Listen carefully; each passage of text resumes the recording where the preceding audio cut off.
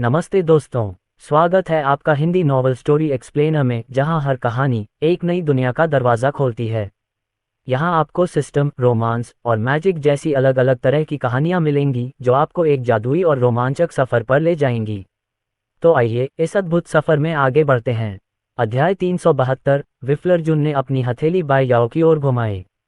जैसे ही वह पूरी गति से उसकी ओर बढ़ा, एजियो ड्रैगन फैंटम बॉडी तकनीक सक्रिय हो गई। पलक झपकते ही वह बाई याओ को छूने वाला था, लेकिन कुछ अप्रत्याशित हुआ। एक बूढ़ा व्यक्ति सचमुच प्रवेश द्वार से बाहर निकल आया। चींटी, मेरी बेटी को छूने की तुम्हारी हिम्मत कैसे हुई? मर जाओ। एक हाथ ने बाई याओ का हाथ पकड़ लिया और उसे भूत जेल के प्रवेश द्वार में खींच लिया, जबकि दूसरे हाथ ने अर्जुन पर हमला किया। अर्जुन की आंखें सिकुड़ गईं जब उसने हमले का सामना करने के लिए ड्रैगन स्लेयर तलवार को घुमाया। यूने झील के दोनों ओर का पानी भी बेचैन हो गया, लगातार किनारे की ओर बढ़ता हुआ इस कृत्रिम झील को सूखा रहा। पुची, बूढ़े की आंखें सदमे से भर गईं और उसने मुंह में खून थूक दिया। अर्जुन के भयंकर तलवार के प्रहार से उसका हाथ कट गया और उसमें कई घाव हो गए। अर्जुन का प्रदर्शन भी अच्छा नहीं रहा। जैसे ही उसकी तलवार एल्डरबाई के हाथ से टकराई, उसे एहसास हुआ कि वह एकता क्षेत्र की विशेषज्ञ या उससे ज्यादा ताकतवर है। एक संपूर्ण साधना क्षेत्र जो उसके अपने क्षेत्र से कहीं ज्यादा ऊंचा है। उसका शरीर 10 मीटर से ज्यादा पीछे उड़ गया और फिर किनारे पर एक बड़े पेड़ से जा टकराया। हालांकि जब तक वह अपने पैरों पर खड़ा हुआ, भूत जेल का प्रवेश द्वार पहले ही बंद हो चुका था और वहां सिर्फ सूखी जमीन बची थी। उस समय अर्जुन का हृदय क्रोध से भर गया। वह एक कदम आगे बढ़ा और उस स्थान पर पहुंचा जहां प्रवेश द्वार था। टकराना, उसने जमीन पर मुक्का मारा। टकराना, अर्जुन ने एक और मुक्का मारा, जिससे जमीन में एक गहरा गड्ढा बन गया। अर्जुन ने लगातार मुक्के बरसाए, जिससे आसपास का वातावरण कांप उठा और उसकी क्रोध भरी दहाड़ से आकाश भी हिल गया। हालांकि अर्जुन का रुकने का कोई इरादा नहीं था, भले ही उसकी मुट्ठी पहले से ही खून से लथपथ थी। इस समय वह एक रक्तपिपासु राक्षस की तरह था। हर्षवर्धन मेहता ने आगे बढ़कर धीरे से कहा, अर्जुन, जिसने अभी आप पर हमला किया है, वह भूत जेल की एल्डरबाई है। ये व्यक्ति बेहद शक्तिशाली है और उसे होंगसिया की मार्शल आर्ट की दुनिया का शीर्ष विशेषज्ञ माना जा सकता है। हालांकि घोस्ट जेल बंद हो गई है, लेकिन इसका मतलब यह नहीं है कि अब हमारे पास कोई मौका नहीं है। इसे अंततः खोलना ही होगा। अर्जुन को इसकी जरा भी परवाह नहीं थी।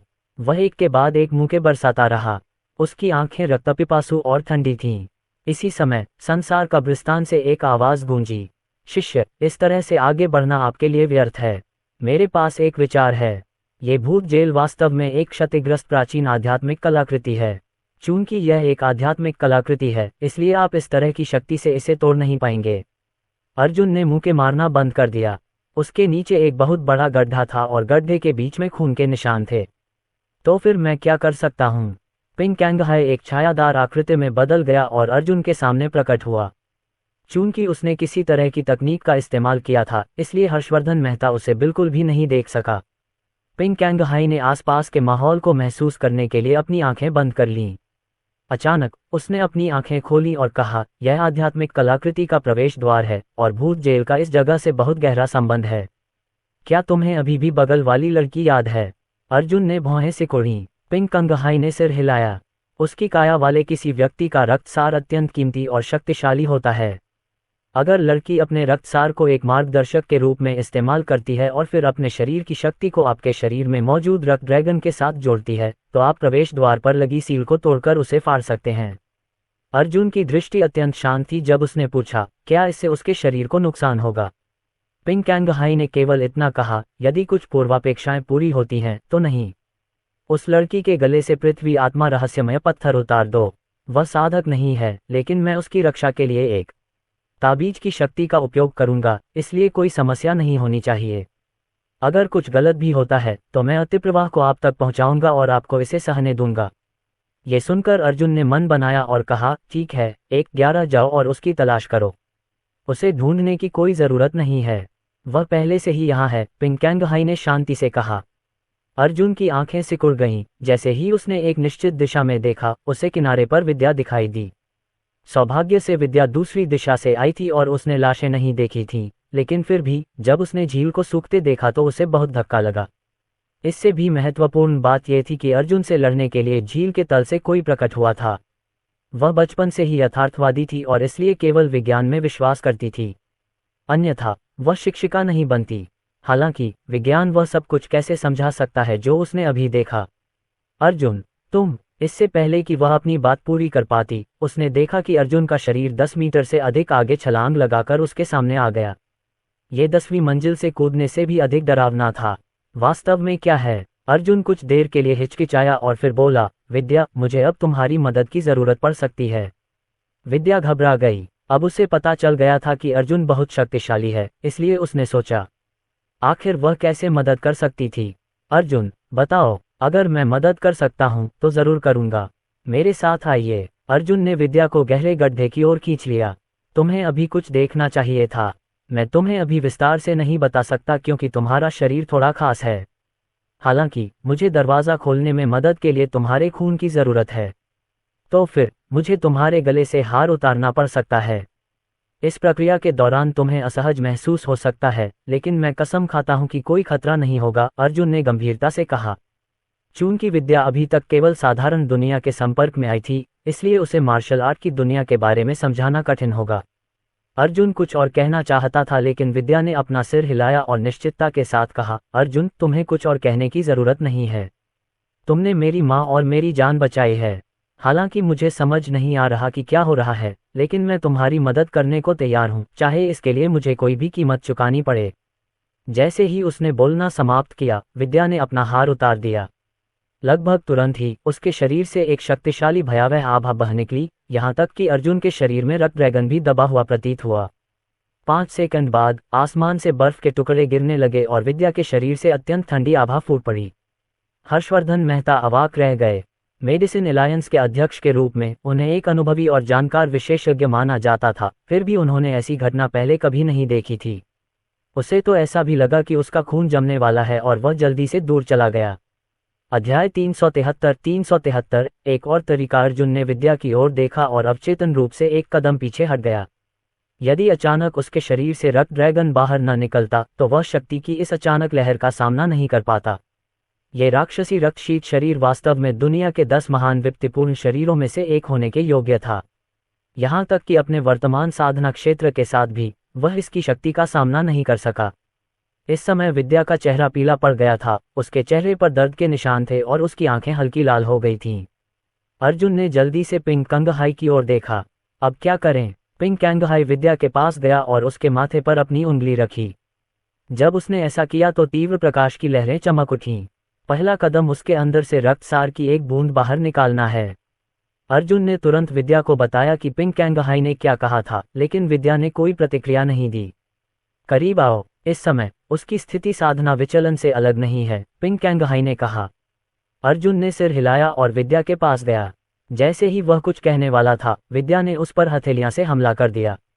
इसके अलावा इस हथेली के प्रहार में अपार शक्ति थी।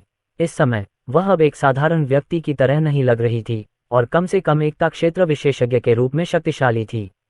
हालांकि जैसे ही हथेली अर्जुन की छाती को छूने वाली थी, वह रुक गई। ऐसा लग रहा था कि विद्या को कुछ स्पष्टता मिल गई है। मुझे ऐसा लगता है कि मैं अब अपने शरीर पर नियंत्रण नहीं रख सकता। मुझे क्या करना चाहिए? अर्जुन ने तुरंत कहा, अपने शरीर की शक्ति का उपयोग करके रक्तसार की एक बूंद बाहर निकालो। ठीक है। एक क्षण बाद ही विद्या के चेहरे का भाव फिर बदल गया और जो हथेली उसकी छाती के सामने रुक गई थी, उसने फिर प्रहार किया। अर्जुन को उम्मीद नहीं थी कि विद्या इतनी जल्दी बदल जाएगी और वह चौंक गया। ये बहुत ज्यादा है। शायद अर्जुन की आवाज सुनकर विद्या को कुछ हद तक होश आ गया। अर्जुन, मुझे माफ कर दो, मैंने ये जानबूझकर नहीं किया। मुझे पता है। अर्जुन ने अपने शरीर की स्थिति को ठीक किया। वह अच्छी तरह जानता था कि यह उसकी गलती नहीं थी। मैं अब रक्तसार को बाहर निकाल दूंगा। शायद ये पैशाचिक रक्तशीत शरीर के कारण ही था कि विद्या वास्तव में समझ गई कि रक्तसार की एक बूंद को कैसे बाहर निकाला जाए, और उसने ऐसा किया। शिष्य, अब समय आ गया है। अपने रक्त ड्रैगन का उपयोग करके रक्तसार की इस बूंद को निगल लो। अर्जुन ने अपनी आंखें बंद कर लीं और आकाश में रक्त अजगर को नियंत्रित किया। वह दहाड़ता हुआ आकाश से नीचे उतरा। फिर उसने अपना मुंह खोला और रक्तसार को निगल लिया। अचानक रक्त ड्रैगन अचानक दर्जनों गुना बड़ा हो गया, करीब 100 फीट लंबा। इसके अलावा ऐसा लग रहा था कि वह भौतिक हो गया है। एक शक्तिशाली ड्रैगन की दहाड़ ने आसपास के वातावरण को हिलाकर रख दिया। पिंग कंगहाई की पुतलियां सिकुड़ गईं, क्योंकि उसके हाथ से एक ताबीज निकला। फिर ताबीज आसमान में उड़ गया और अचानक फट गया। एक अवरोध खड़ा कर दिया गया जिससे वहां होने वाली हर गतिविधि पर रोक लग गई तथा उसे यून्हे झील के आसपास के क्षेत्र तक सीमित कर दिया गया। आखिरकार यह एक विश्वविद्यालय और सार्वजनिक स्थान था और अवांछित ध्यान आकर्षित करना अच्छा नहीं होगा। विशाल रक्त ड्रैगन बहुत ही क्रूर था। जब वह दहाड़ रहा था तो यून्हे झील के आसपास के पेड़ भी आधे में टूट गए। हर्षवर्धन मेहता दंग रह गए। उसने 100 फीट लंबे रक्त ड्रैगन को देखा और महसूस किया कि उसका पूरा विश्व दृष्टिकोण पलट गया है। इस समय उन्हें पूर्ण विश्वास हो गया था कि श्री अर्जुन एक साधक हैं, कोई प्राचीन युद्ध कलाकार नहीं। केवल साधक ही ऐसे विलक्षण और स्वर्ग विरोधी कर्तव्य दिखाने में सक्षम होंगे। वह इस बात के लिए भी बहुत आभारी था कि उसने अर्जुन का अनुसरण करने का फैसला किया था। ये निश्चित रूप से उसके जीवन का सबसे अच्छा निर्णय था। इस समय हर्षवर्धन मेहता का शरीर कांप रहा था। उसकी मुट्ठियां कसकर बंद थीं और उसके पूरे शरीर का खून उबल रहा था। उसने दशकों में ऐसा कभी महसूस नहीं किया था। अर्जुन और उस 2 फुट लंबे रक्त ड्रैगन की झलक उसके दिमाग में अंकित हो गई थी। उसे विश्वास था कि बिना किसी संदेह के ये युवक जल्द ही हुआक्सिया की मार्शल आर्ट की दुनिया का केंद्र बन जाएगा। यून्हे झील के केंद्र में जब पिंग कैंगहाई ने देखा कि रक्त ड्रैगन लगभग तैयार हो गया है तो उसने अपनी उंगलियों से एक हाथ की मुहर बनाई और एक आध्यात्मिक ताबीज को गहरे गड्ढे में फेंक दिया। अचानक एक रोशनी चमकी और स्थानिक शक्ति की एक लहर उठी। शिष्य, अब समय आ गया है। उस जगह को नष्ट करने के लिए उस रक्त ड्रैगन का उपयोग करें। अर्जुन ने यह सुना और सिर हिलाया। फिर रक्त ड्रैगन दहाड़ता हुआ अपने लक्ष्य पर टूट पड़ा। ऐसा लग रहा था जैसे पूरी यून्हे झील फटने वाली है। उसी समय भूत जेल के अंदर टकराना। बुजुर्ग बाय और बाय याओ जमीन पर गिर पड़े। कुछ लोग जल्दी से दौड़कर आए। बड़े बाय याओ, क्या गड़बड़ है? भूत जेल के कुछ बुजुर्गों ने जल्दी से उन दोनों को ऊपर उठाया। हालांकि जब उन्होंने एल्डर बाई को छुआ तो उनके शरीर अकड़ गए। उन्हें पता चला कि एल्डर बाई ने अपना एक हाथ खो दिया था। यह एक रक्तरंजित एवं विभत्स दृश्य था। ये कैसे संभव हुआ? वहां वास्तव में कोई था जो एल्डर बाई का हाथ काट सकता था। इसके लिए किस तरह की ताकत की जरूरत थी? बड़ी बाई, आपका हाथ ऐसा क्यों है? एक दाढ़ी वाले बुजुर्ग ने कांपते हुए स्वर में पूछा। उसके चेहरे पर अविश्वास था। बाई याओ तुरंत होश में आए और अपने पिता की बांह की ओर देखा। उसकी आंखें क्रोध से जल रही थीं। ये सब उस छोटे से कमीने की वजह से है। उसने न केवल मुझे बुरी तरह घायल किया बल्कि उसने मेरे पिता का हाथ भी काट दिया। हालांकि वह पहले से ही घायल है और शायद ज्यादा दिन तक जीवित नहीं रहेगा। ये सुनकर बुजुर्गों की सांस रुक गई। क्या ऐसा हो सकता है कि बाहर खड़ा व्यक्ति हुआक्सिया के शीर्ष 10 ग्रैंड मास्टरों में से एक हो? अन्यथा ऐसा और कौन कर सकता था? दूसरे पक्ष ने कितने लोगों को भेजा? एक बुजुर्ग ने साधु समान व्यवहार करते हुए पूछा। आखिरकार एक ऐसा अस्तित्व जो एल्डर बाई को इस हद तक घायल कर सकता था, वह भूत जेल के लिए खतरा पैदा करने के लिए पर्याप्त था। इस समय एल्डर बाई ने अपना मुंह खोला। वहां केवल एक ही व्यक्ति है और वह एक 20 वर्षीय बदमाश है। क्या? बुजुर्गों के हाव भाव से उनका आश्चर्य और अविश्वास झलक रहा था। 20 साल की उम्र, किसी ने एल्डर बाई का हाथ काट दिया। ये व्यक्ति किस प्रकार का राक्षस था? एल्डर बाई को थोड़ी शर्मिंदगी महसूस हुई और उन्होंने कहा, उस बच्चे ने अपनी ताकत बढ़ाने के लिए कोई गुप्त तकनीक अपनाई होगी, इसलिए मैंने उसे कमाका।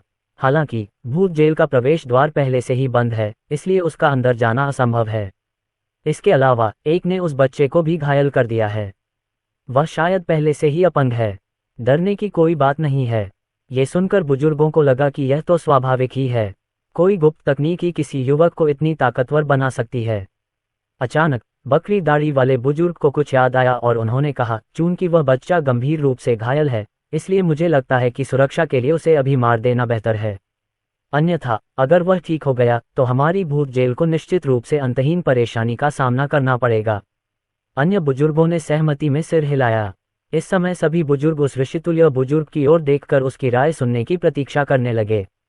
आखिर उनके लिए यहाँ से निकलना मुश्किल होगा। भूत जेल की पाबंदियों को तोड़ने की कीमत बहुत ज्यादा चुकानी होगी। वे ऐसा करने का साहस तभी कर सकते थे जब ऋषि समान वृद्ध व्यक्ति योजना से सहमत हो। ऐसी स्थिति में चलो ऐसा करते हैं। ये बच्चा बहुत खतरनाक है। इससे पहले कि वह अपनी बात पूरी कर पाता, अचानक एक चौंकाने वाला विस्फोट हुआ। अध्याय 374 सेंधमारी। इस समय स्वाभाविक रूप से सभी को यह महसूस हुआ कि कुछ गड़बड़ है। जल्दी से पीछे हटो। टकराना। ऐसा लग रहा था जैसे पूरा भूत कारागार एक बड़े भूकंप से हिल गया हो। भूकंप के झटके फैल गए और बुजुर्ग जल्दी से पीछे हट गए। हालांकि क्योंकि एल्डरबाई घायल हो गए थे, वे तेजी से आगे नहीं बढ़ सके और उनका शरीर सीधे उड़ गया। उसने फिर से खून थूका और उसकी हालत बहुत दयनीय हो गई। बाई याओ और भी दुखी थी, क्योंकि वह घोस्ट के प्रवेश द्वार के पास थी। जेल में उसकी पीठ अब खून से लथपथ थी और बुरी तरह क्षतिग्रस्त हो गई थी। बाई याओ, जब एल्डरबाई ने देखा कि उनकी बेटी मुसीबत में है, तो उन्होंने उसे उठाने में मदद करना चाहा, लेकिन पाया कि वे स्वयं बहुत कमजोर थे और मुश्किल से खड़े हो पा रहे थे। अन्य बुजुर्गों ने जल्दी से बेहोश बाई याओ और एल्डरबाई को रास्ते से हटा दिया। वे क्रोधित थे। अभी क्या हुआ? बकरी दाढ़ी वाले बुजुर्ग ने भौहें से कुढ़ी, उनकी आवाज अविश्वास से भरी थी। तार्किक रूप से कहें तो भूत जेल का प्रवेश द्वार बंद था और बाहरी दुनिया से अलग था। जब तक आंतरिक रूप से कोई समस्या न हो, ऐसा कुछ होना असंभव था। ये किसने किया? ऐसा क्यों हो रहा है? एल्डरबाई की कर्कश आवाज पूरे भूत कारागार में गूंज उठी। इस समय वह स्वयं को अत्यंत शक्तिहीन महसूस कर रहा था। ऋषि समान बुजुर्ग ने 2 गोलियां निकाली, एक बाई याओ के लिए और दूसरी बुजुर्ग बाई के लिए। अब तुम घायल हो गए हो, इसे लो और ठीक होने पर ध्यान दो। बुजुर्ग बाई शांत हो गए और बुजुर्ग की ओर देखा और सिर हिलाया, जबकि बुजुर्ग ने गोली ले ली और पैर मोड़कर बैठ गए। फिर जैसे ही अन्य बुजुर्ग इसकी जांच करने वाले थे, एक और चौंकाने वाली शक्ति की लहर बह निकली और प्रवेश द्वार के स्थान पर एक दरार उभर आई। प्रकाश की किरणें दरार से रिस रही थीं। ये है। बुजुर्गों के चेहरे के भाव एकदम बदल गए। कोई जबरदस्ती भूत जेल का दरवाजा खोल रहा था। भूत जेल की उत्पत्ति साधारण नहीं थी। प्राचीन काल से लेकर अब तक केवल 2 लोगों ने ऐसा किया था, लेकिन दोनों ही हुआक्सिया के मार्शल आर्ट की दुनिया के इतिहास में बेहद भयानक अस्तित्व थे। इस समय क्या हो रहा था? यह 21वीं सदी थी और हुआक्सिया में आध्यात्मिक ऊर्जा का घनत्व बहुत कम था। इस युग में ऐसे विशेषज्ञ का जन्म होना असंभव था, तो ये कैसे हो रहा था?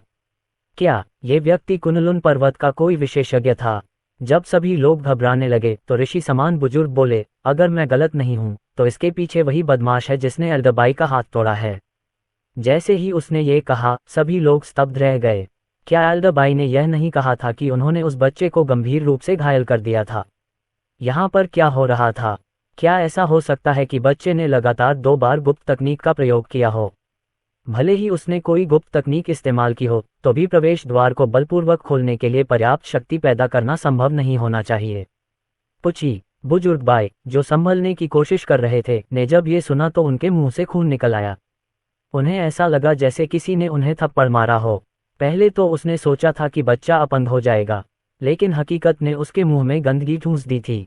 टकराना। भूकंप की एक और लहर ने भूत जेल को हिला दिया और प्रवेश द्वार पर दरार और चौड़ी हो गई। इससे पहले कि यह पूरी तरह से टूट जाए, ज्यादा समय नहीं लगेगा। भूत जेल के प्रतिबंध अधिक समय तक नहीं टिक सके। पागल, ये बच्चा निश्चित रूप से पागल था। सबके मन में बस यही विचार था।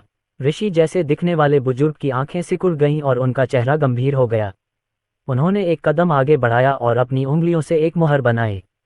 उनके डेंटियन में मौजूद सारी सच्ची क्यूई बाहर निकल आए। सब लोग सुनो, रक्तसार की एक बूंद को गाढ़ा करो और उसे संरचना में डुबो दो। हमें प्रवेश द्वार की रक्षा करनी है। अगर यह टूट गया तो सब कुछ तहस नहस हो जाएगा। उसकी आवाज बहुत ठंडी थी और उसका चेहरा गुस्से से भरा हुआ था। किसने सोचा था कि इतने सालों बाद भूत जेल को इस तरह से खतरा होगा? अगर बात बाहर आ गई तो उनकी प्रतिष्ठा और गरिमा का क्या होगा? वे ऐसी बात कभी घटित होने नहीं दे सकते। जी श्रीमान। कुछ बुजुर्गों की आभा तुरंत फूट पड़ी, क्योंकि रक्तसार की बूंदें बाहर निकली और प्रवेश द्वार पर गिरीं। भूत जेल के अंदर एक छोटी सी कोठरी में एक 40 वर्षीय महिला थोड़ी चिंतित होकर इधर उधर घूम रही थी। जमीन हिलती रही। किसी कारण से उसका दिल तेजी से धड़क रहा था। कोठरी का सारा फर्नीचर गिर गया था और ऐसा लग रहा था जैसे कोई विपत्ति आ गई हो। ध्रुव मल्होत्रा जल्दी से विमला के पास आए और उसे अपनी बाहों में भरकर दिलासा देते हुए कहा, प्रिय, सब ठीक हो जाएगा। हो सकता है कि राजधानी में भूकंप आया हो और हम प्रभावित हुए हों। मुझे इसकी चिंता नहीं है। मेरी आंतरिक भावना मुझे बता रही है कि लिटिल चेन बाहर है, विमला ने सिर हिलाते हुए जवाब दिया। और यह भूकंप ऐसा है जैसे उसने दरवाजा खटखटाया हो। मैं अपने मन में लिटिल चेन के दर्द को भी महसूस कर सकता हूँ और यह भावना और भी मजबूत होती जा रही है। क्या आपको लगता है कि लिटिल चेन हमें भूत जेल से बाहर निकालने की कोशिश कर रहा है? ध्रुव मल्होत्रा के चेहरे पर अजीब भाव था। भूत जेल में प्रवेश करने के बाद उसे धीरे धीरे मार्शल आर्ट की दुनिया के बारे में कुछ बातें पता चलीं और इस तरह उसे एहसास हुआ कि यह भूत जेल कितनी भयानक है। हुआक्सिया के वे शीर्ष विशेषज्ञ भी यहाँ कैद थे। वे सभी असहाय थे, इसलिए लिटिल चेन क्या कर सकता था। इसके अलावा यह अभी भी अज्ञात था कि लिटिल चेन अभी भी जीवित है या नहीं। क्लाउड लेक मैनर की घटना से पहले अर्जुन का परीक्षण किया गया था और पाया गया था कि उसमें नश्वर जड़ें हैं, जिससे जियांग परिवार क्रोधित हो गया था। अनगिनत लोगों ने दावा किया कि अर्जुन चेन को जीवन में कोई उपलब्धि नहीं मिलेगी और वह एक साधारण व्यक्ति के रूप में मरेगा। घटना से 10 साल पहले ये शब्द सत्य साबित हो चुके थे, तो लिटिल चेन असंभव को कैसे पूरा कर सकता था। ध्रुव मल्होत्रा ने अपना सिर हिलाया और विमला को गले लगा लिया। उसने उदास होकर कहा, तुम बहुत ज्यादा सोच रही हो। तुम पिछले कुछ दिनों से हर रोज लिटिल चेन के बारे में बात कर रही हो। मैं बस यही उम्मीद करता हूं कि वह अभी भी जिंदा और स्वस्थ हो। जहां तक भूत जेल और उस समय जो कुछ हुआ उसके बारे में है, चलो बस चीजों को रहने दें।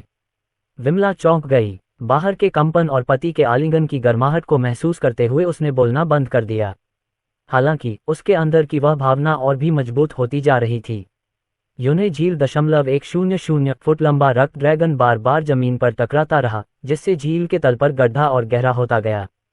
तभी अचानक नीचे एक छेद दिखाई दिया। यद्यपि द्वार छोटा था, परंतु अर्जुन को पूरा विश्वास था कि यह भूत कारागार का प्रवेश द्वार है। अर्जुन अत्यंत उत्साहित था, क्योंकि वह महसूस कर सकता था कि हर बार जब रक्त ड्रैगन पूरे की रक्षा करने वाली रहस्यमय शक्ति से टकराएगा तो वह कमजोर हो जाएगा। तोड़ना। ड्रैगन की दहाड़ से आकाश हिल गया जब वह एक बार फिर छेद में घुसा और उसे और चौड़ा कर दिया। अचानक अंदर से गुस्से भरी आवाज सुनाई दी, बेटे, मुझे परवाह नहीं कि तुम कौन हो, लेकिन अगर तुम नहीं रुके तो भूत जेल तुम्हें हर कीमत पर मार डालेगी। मैं तुम्हारी आत्मा को नष्ट कर दूंगा। जाहिर है, भूत जेल में बुजुर्गों को गर्मी का एहसास होने लगा था। अध्याय 375 राजधानी को सचेत करना। अर्जुन ने इस धमकी को गंभीरता से नहीं लिया।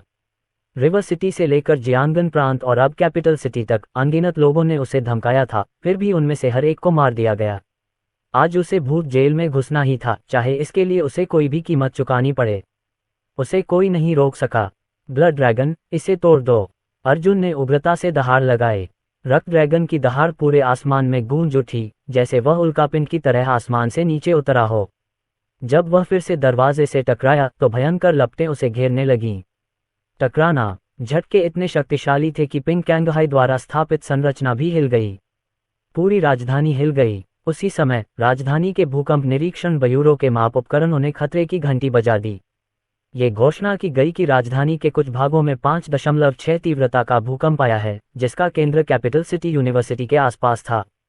यदि पिंग कैंगहाई का गठन न होता तो यह माप बहुत अधिक होता। भूकंप निरीक्षण ब्यूरो के लोग थोड़े परेशान थे। राजधानी किसी भी टेक्टोनिक प्लेट के चौराहे पर स्थित नहीं थी। भूकंप क्यों आएगा? सैकड़ों साल हो गए थे जब यहाँ भूकंप आया था। अगर भूकंप आया भी था तो उसकी तीव्रता 5 से ज्यादा नहीं होनी चाहिए थी। भूकंप निरीक्षण ब्यूरो के नेता ने तुरंत अपने सामने मौजूद फोन पर एक नंबर डायल किया। वहीं राजधानी स्थित अखाड़े में अखाड़ा मंच लगभग पूरी तरह नष्ट हो गया। यहाँ लड़ाई पूरे एक दिन और रात चली और अंततः समाप्त हुई। जयंत जोशी आखिरकार मंच से उतरे। उनके चेहरे पर युद्ध की एक हिंसक आभा थी और ऐसा लग रहा था कि वे सफलता के कगार पर हैं। यद्यपि उसके मुंह के कोने पर खून का निशान था, फिर भी वह विजयी रहा था। जब जयंत जोशी मंच के नीचे पहुंचे तो दुबले पतले आदमी ने उन्हें एक गर्म तौलिया दिया। मिस्टर जियांग, ये लीजिए। जयंत जोशी ने तौलिया लिया और अपने चेहरे से पसीना और धूल पोंछने ही वाले थे कि तभी उन्हें अपने पैरों के नीचे कंपन महसूस हुआ। कंपन और भी तेज होता गया। चूंकि वह पहले लड़ रहा था, इसलिए उसने अपना पूरा ध्यान अपने प्रतिद्वंद्वी पर रखा था, इसलिए उसे पहले इसका पता नहीं चला। उन्होंने भौहें सिकुड़कर पूछा, राजधानी में क्या हो रहा है? श्री जियांग, भूकंप निरीक्षण ब्यूरो ने अभी अभी घोषणा की है कि राजधानी के कुछ हिस्सों में 5.6 तीव्रता का भूकंप आया है, लेकिन पहचाना गया भूकंप का केंद्र थोड़ा अजीब है। ऐसा कैसे? दुबला पतला आदमी कुछ सेकंड के लिए झिझका और बोला, श्री अर्जुन, भूकंप का केंद्र कैपिटल सिटी यूनिवर्सिटी था। ये सुनकर जियांग जियानफेंग की आंखें सिकुड़ गईं। अर्जुन कहाँ है? क्या वह अभी भी वहीं है? दुबले पतले आदमी ने अपना सिर हिलाया। सर, मुझे नहीं पता। मैंने जिन लोगों को भेजा था वे सब उसका पता नहीं लगा पाए हैं। उन्हें भी नहीं पता कि अर्जुन कहाँ गया। और भी अजीब बात यह है कि भूकंप के झटके यूनिवर्सिटी में सबसे ज्यादा होने चाहिए थे, फिर भी जब मेरे आदमी दौड़कर देखने गए तो वहां कोई नहीं था। जयंत जोशी ने अपनी आंखें बंद कर लीं और कुछ सेकंड तक सोचते रहे। अचानक उन्होंने आंखें खोली और उनमें एक ठंडी चमक चमक उठी। मुझे तुरंत कैपिटल सिटी यूनिवर्सिटी भेजो। अगर मैं गलत नहीं हूं तो वहां एक विशेषज्ञ है जो हर चीज पर नजर रख रहा है। वह बच्चा खतरे में हो सकता है। कैपिटल सिटी में लिन परिवार का निवास। साधना कर रहे इंद्रजीत लिन ने अपनी आंखें खोलीं और उनकी हत्या की मंशा बाहर आ गई। वह स्वाभाविक रूप से अपने पैरों के नीचे कंपन महसूस कर सकता था। ये शक्ति बहुत भयावह है। क्या ऐसा हो सकता है कि राजधानी में कहीं कोई बहुत बड़ी लड़ाई छिड़ गई हो? दिलचस्प, बहुत दिलचस्प। फिर इंद्रजीत लिन ने अपनी आंखें बंद कर लीं और ऐसा लगा जैसे वह कुछ खोज रहा हो। अचानक उसने चौंक कर अपनी आंखें खोलीं और कहा, किसी ने वास्तव में कैपिटल सिटी यूनिवर्सिटी में एक गुप्त संरचना का इस्तेमाल किया था।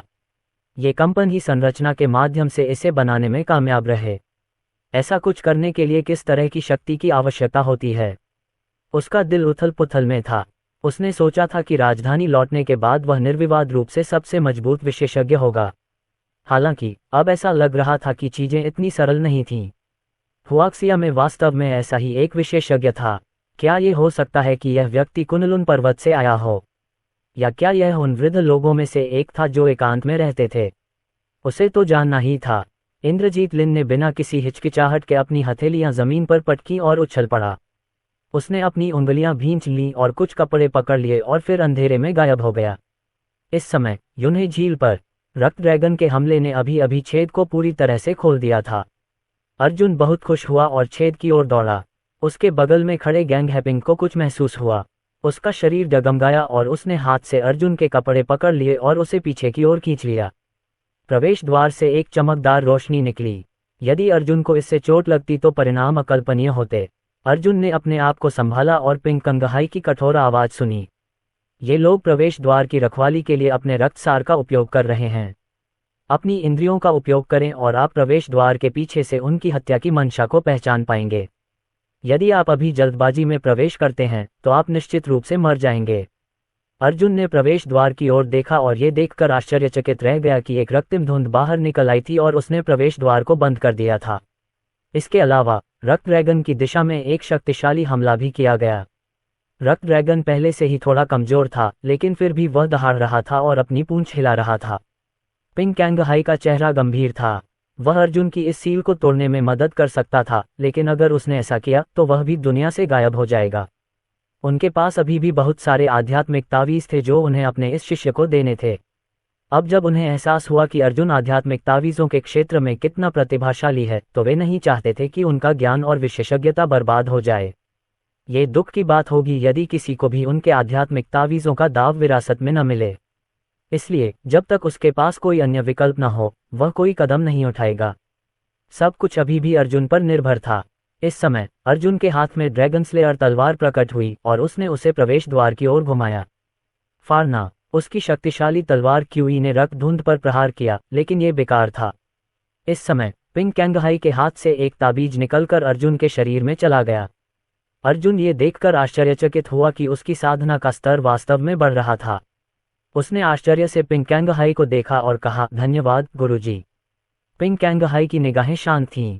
इससे आपको सिर्फ अस्थायी तौर पर ताकत मिलेगी, बाकी सब तो आप पर ही निर्भर रहेगा। इसके अलावा आप अब और देरी नहीं कर सकते। मुझे ऐसा लग रहा है कि एक बहुत शक्तिशाली उपस्थिति इस ओर आ रही है। अर्जुन की शक्ति बढ़ गई। मैं देखना चाहता हूं कि मुझे रोकने की हिम्मत कौन करता है। खून का प्यासा वार। अर्जुन का प्रहार धूमकेतु की तरह आकाश में फैल गया और निर्दयतापूर्वक प्रवेश द्वार पर जा गिरा। धमाका, शक्तिशाली आघात तरंगें सभी दिशाओं में फैल गईं और रक्त का कोहरा फट गया। अध्याय 376 पूर्वाभास। अर्जुन की आंखें चमक उठीं और उसने पुनः आक्रमण किया। यद्यपि तलवार के प्रत्येक प्रहार से रक्त की धुंध बिखर जाती थी, फिर भी पलक झपकते ही वह अपनी मूल स्थिति में वापस आ जाती थी। Packing break. इस समय अर्जुन की तलवार का प्रत्येक प्रहार बिजली के समान था। विस्फोटों की गड़गड़ाहट की तरह थी और हवा के झोंके झील की परिधि के चारों ओर घूम रहे थे। भूत जेल के अंदर जो बुजुर्ग थे, उनके माथे पसीने से लथपथ थे। उनके दिलों में सदमे की लहरें उठ रही थीं। हमें क्या करना चाहिए? ये बच्चा पागल है, बैंगनी वस्त्र पहने एक बुजुर्ग ने कहा। उसके रक्त की बूंदें पहले ही कुछ कम हो चुकी थीं। क्यों न हम उस व्यक्ति से अभिनय करने को कहें? नहीं तो ये बच्चा सचमुच घुस जाएगा। सभी लोग निर्णय के लिए ऋषितुल्य बुजुर्ग की ओर मुड़े। बुजुर्ग ने सभी को उदासीनता से देखा। मैंने उस व्यक्ति से संपर्क करने के लिए पहले ही एक तकनीक का इस्तेमाल किया है। ये बच्चा थोड़ा असामान्य है। जब अभी अभी गठन टूटा था तो मुझे बाहर और भी ज्यादा तेज आभा महसूस हुई। बहुत संभावना है कि उसके पीछे कोई और विशेषज्ञ हो। अभी हम केवल उस व्यक्ति के आने तक अपना सर्वश्रेष्ठ प्रयास कर सकते हैं। जी श्रीमान। हालांकि जैसे ही उसने बोलना समाप्त किया, एक और शक्तिशाली शक्ति रक्त की धुंध से टकराए। कमजोर बुजुर्गों में से एक ने वहीं पर मुंह में खून थूक दिया और उसकी छाती धंस गई। बड़े युन। जैसे ही उसके बगल में खड़ा एक बुजुर्ग उसे उठाने वाला था, एक ठंडी आवाज सुनाई दी, उस पर ध्यान मत दो। अपना दिल शांत करो और प्रवेश द्वार की रखवाली पर ध्यान दो। हमें डटे रहना चाहिए। बाहर अर्जुन हल्की सी सांस ले रहा था। पिंग कैंगहाई ने उस पर जो आध्यात्मिक ताबीज इस्तेमाल किया था, उसका असर खत्म हो चुका था और उसकी ताकत भी पहले जैसी हो गई थी। उसने प्रवेश द्वार की ओर देखा और उसकी आंखें सिकुड़ गईं। उसके सिर के ऊपर खून का ड्रैगन पहले से ही बहुत कमजोर था। वह केवल एक आखिरी हमला कर सकता था। कुछ ही दूरी पर विद्या का शरीर बर्फ से ढका हुआ था। वह कांप रही थी। अर्जुन ने कसम खाई कि चाहे कुछ भी हो जाए, वह आज की दयालुता के बदले में विद्या के परिवार की सुरक्षा सुनिश्चित करेगा। शिष्य, अपने सबसे शक्तिशाली हमले का उपयोग करें और उस रक्त ड्रैगन के साथ मिलकर उस रक्त धुंध को खोल दें, पिंग कैंगहाई ने कहा। अर्जुन ने सिर हिलाया। उसने गोलियों की एक बोतल निकाली और उन सभी को निगल लिया। उसके डेंटियन में असली क्यूई फिर से संघनित होने लगी। इस समय उसका सबसे शक्तिशाली हमला स्वर्ग विभाजन तलवार की पहली चाल होनी चाहिए। हालांकि ये कदम उसके शरीर पर बहुत भारी पड़ रहा था। पिंग कैंगहाई की आवाज फिर गूंजी। संकोच मत करो, जल्दी करो। अर्जुन की पुतलियां सिकुड़ गईं क्योंकि उसने ड्रैगन स्लेयर तलवार को कसकर पकड़ लिया था। उसके घुटने शक्ति से फड़क उठे और वह 5 मीटर ऊपर हवा में उछल गया। ब्लड ड्रैगन, आओ। आकाश में मौजूद रक्त ड्रैगन ने झपट्टा मारा और सीधे अर्जुन के हाथ में मौजूद तलवार पर हमला कर दिया। छिपे हुए ड्रैगन ने स्वर्ग को चीर दिया। टकराना। जब हमला हुआ तो खून का धुंध पूरी तरह से फैल गया। अर्जुन ने मुंह में खून थूक दिया। तलवार का यह प्रहार इतना शक्तिशाली था कि अर्जुन भी उसे नियंत्रित नहीं कर सका। पिंग कैंगहाई की पुतलियां सिकुड़ गईं और उसने असहाय भाव से अपना सिर हिलाया। आध्यात्मिक ऊर्जा की एक किरण अर्जुन के माथे की ओर बढ़ी। एक क्षण में एक गर्म धारा अर्जुन के शरीर में प्रवेश कर गई, जिससे वह ज़ूमेई पैलेस की तरह गिर नहीं गया। शिष्य, इस मामले के समाप्त होने के बाद तुम्हें आगे बढ़ना चाहिए और एकता के क्षेत्र तक पहुंचना चाहिए। अर्जुन ने कृतज्ञतापूर्वक पिंग कैंगहाई की ओर देखा और सिर हिलाया। हाँ मास्टर। इस समय शक्तिशाली आघात तरंगे भूत कारागार में बंद बुजुर्गों की ओर बढ़ीं और उन सभी ने मुंह में खून उगल दिया। अरे, ये तो सचमुच टूट गया था। ये किस प्रकार की शक्ति थी? इस समय भूत जेल में सभी बुजुर्ग हैरान थे। उनकी संयुक्त शक्ति इस बच्चे से कमतर थी।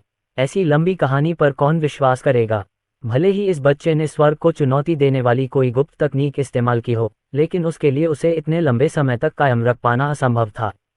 ऋषि समान बुजुर्ग ने खुले प्रवेश द्वार को घूर कर देखा। उसकी उंगलियों ने एक मुहर बना ली और पूरा भूत जेल रोशनी से जगमगा उठा।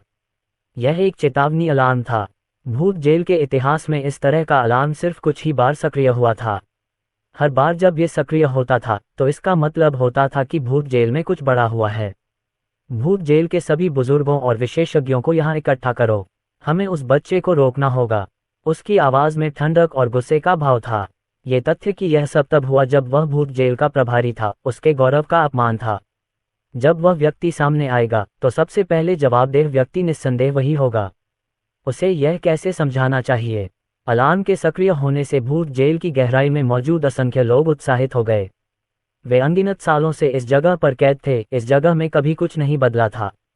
दिन ब दिन यही हाल था। अलार्म के सक्रिय होने का निस्संदेह अर्थ था कि भूत जेल में कुछ घटित हुआ था। सभी लोग खुशी से चिल्लाने लगे। उनकी आवाज से उनकी कोशिकाएं हिलने लगीं। शायद उन्हें बच निकलने का मौका मिल जाए। विमला और ध्रुव मल्होत्रा एक दूसरे से गले मिले। उन्होंने कुछ नहीं कहा, बस चुपचाप इंतजार करने लगे। विमला ने चिंतित होकर कहा, तियानझेंग, मुझे एक अजीब सी अनुभूति हो रही है और यह अनुभूति और भी प्रबल होती जा रही है।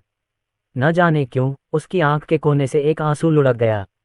ध्रुव मल्होत्रा मुस्कुराए, उनकी आंखों के कोने सिकुड़ गए। प्रिय, चिंता मत करो। चाहे आसमान भी गिर जाए, मैं उसे थामने के लिए वहां मौजूद रहूंगा। क्या तुम भूल गई हो कि जब जियांग परिवार तुम्हें ले जाना चाहता था तो मैंने अपनी जान देकर तुम्हारी रक्षा की थी?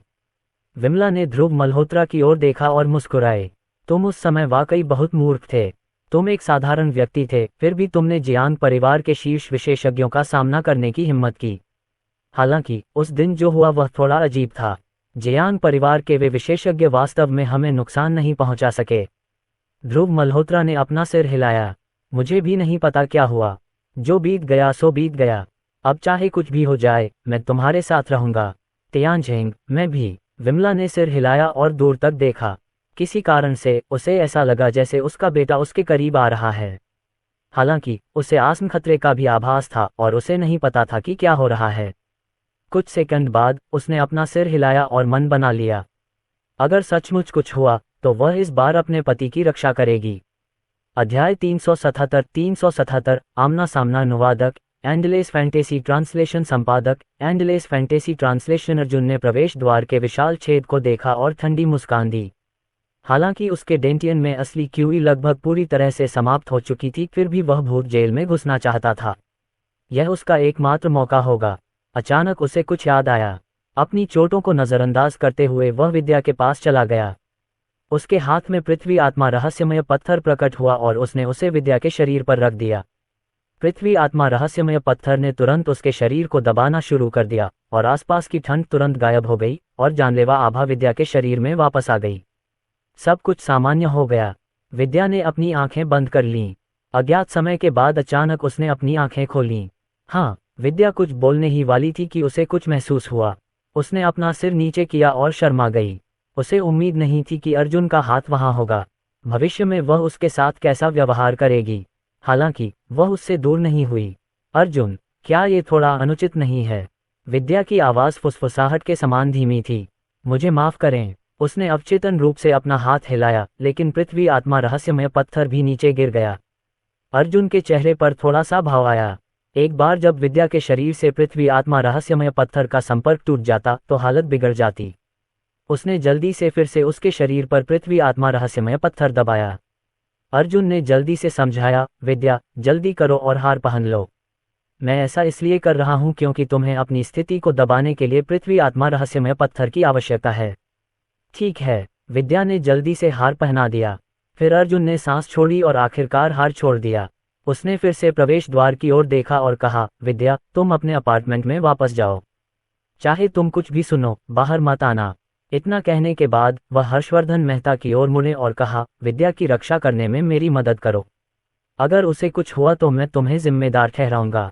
हर्षवर्धन मेहता तेजी से विद्या के पास दौड़े और बार बार सिर हिलाया। मिस्टर अर्जुन, मैं निश्चित रूप से मिस वेई की रक्षा करूंगा। किसने सोचा होगा कि मेडिसिन अलायंस के अध्यक्ष को अब एक साधारण व्यक्ति की रक्षा करनी होगी। हालांकि उन्होंने अर्जुन के आदेशों की अवहेलना करने का साहस नहीं किया, विशेष रूप से ये देखने के बाद कि अभी अभी क्या हुआ था। विद्या ने अर्जुन की ओर देखा और पूछा, तुम अंदर जा रहे हो? हाँ। अर्जुन की बात खत्म होने के बाद उसने पिंग कैंगहाई की तरफ देखा, जिसने सिर हिलाया। फिर अर्जुन प्रवेश द्वार में प्रवेश कर गया। हर्षवर्धन मेहता ने तुरंत एक आकर्षक इशारा किया, मिस वेई, इस तरफ। ठीक है। विद्या ने अर्जुन पर एक संक्षिप्त नजर डाली और जाने के लिए मुड़ गई। इसके बाद वे दोनों अध्यापकों के अपार्टमेंट की ओर चल पड़े। भूत जेल। जैसे ही अर्जुन ने कदम रखा, रोशनी कम हो गई और एक ठंडी आभा ने उस पर हमला कर दिया। जैसे ही उसके पैर जमीन पर पड़े, उसने महसूस किया कि दर्जनों लोग उसे मारने के इरादे से उस पर हमला कर रहे हैं। वह एक भूमिगत स्थान में था। उसके सामने एक चौड़ा गलियारा था, लगभग 5 से 6 मीटर चौड़ा। वह नहीं देख पा रहा था कि यह कितना दूर तक फैला हुआ है, लेकिन उसे अंदर से कुछ चिल्लाने की आवाज़ें सुनाई दे रही थीं। आगे कोई रोशनी नहीं थी और अंत में चारों ओर घना अंधेरा था। उसने अंधेरे से हत्या की मंशा को भांप लिया। इस समय तालियों की गड़गड़ाहट गूंज उठी और आसपास की लाइटें अचानक जल उठीं। अर्जुन को गलियारे में दर्जनों आकृतियां देखकर आश्चर्य हुआ। उनका नेतृत्व कुछ शक्तिशाली आभा वाले बूढ़े लोग कर रहे थे। एक ऋषि समान वृद्ध व्यक्ति आगे बढ़ा और अर्जुन को उत्सुकता से देखने लगा। उसने कहा, छोटे कमीने, क्या तुम जानते हो कि भूत जेल में घुसने का क्या मतलब होता है? अर्जुन ने अपने सामने खड़े लोगों पर नजर डाली और पाया कि उनमें से कोई भी इस बूढ़े व्यक्ति जितना प्रभावशाली नहीं था, जिसका अर्थ था कि यह व्यक्ति ही प्रभारी था। आप कौन हैं? अर्जुन ने शांति से कहा। उसके हाथ में ड्रैगन स्लेयर तलवार धीरे धीरे हिल रही थी। वह अच्छी तरह जानता था कि यदि वह अपने माता पिता को बचाना चाहता है तो उसे युद्ध करना ही होगा। ऋषि सदृश बूढ़ा व्यक्ति स्तब्ध रह गया और उसके चेहरे का भाव विकृत हो गया। मैं कौन हूँ? मैं तुम्हें बता दूं। मैं झाओ युनशिंग हूँ, भूत जेल का वार्डन। तुम्हारी हिम्मत कैसे हुई जेल के प्रवेश द्वार को नष्ट करने और उसमें घुसने की? दोस्तों, इस बच्चे को पकड़ो। अगर वह विरोध करता है तो उसे मार डालो। पीछे हटने का कोई कारण नहीं था। आखिरकार ये बच्चा भूत जेल में घुसने में सफल रहा था, इसलिए वह निश्चित रूप से कमजोर नहीं था। जैसे ही उसने बोलना समाप्त किया, भूत कारागार से 1 दर्जन से अधिक विशेषज्ञ जितनी तेजी से हो सका अर्जुन की ओर दौड़े। वे जानते थे कि उनके सामने खड़ा युवक कितना खतरनाक है, इसलिए उनका हर हमला पूरी ताकत से होता था।